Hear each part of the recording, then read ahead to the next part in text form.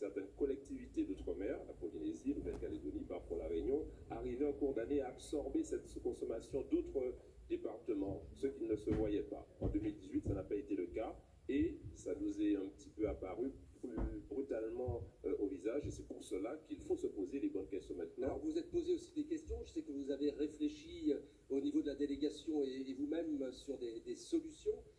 Comment on peut sortir de ce piège quand même, parce que c'est de l'argent qui pourrait être utilement utilisé par les collectivités territoriales d'outre-mer. Oui, vous avez évoqué la problématique de l'ingénierie. Et il faut qu'on soit clair et ne pas se mentir. La problématique de l'ingénierie se situe à 3 niveaux.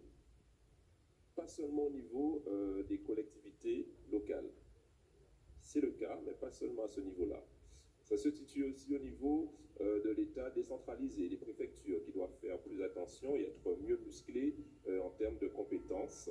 Et puis au niveau de l'État central, la DGOM, le ministère, eux aussi doivent muscler leurs compétences dans la mesure où... C'est des notes d'ailleurs, je crois. Ils sont en train de prendre des notes. Oui, mais ils le savent bien, on échange régulièrement. Et d'ailleurs, ils en sont conscients et nous travaillons de concert pour améliorer les choses. La DGOM a été un peu, je dirais, abîmée il y a quelques années avec les lois Fillon. Il faut maintenant, à tous les étages, renforcer cette ingénierie. Ça a été le cas cette année pour Mayotte et la Guyane, c'est bien.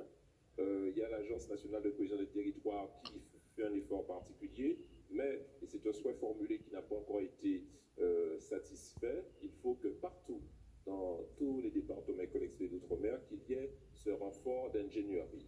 Une autre piste qui permettrait de mieux aspirer les crédits, c'est une meilleure relance dans l'année de la part des services centraux de l'État et aussi pouvoir peut-être mieux identifier les critères d'inscription des programmes en termes d'autorisation d'engagement et de crédit de paiement.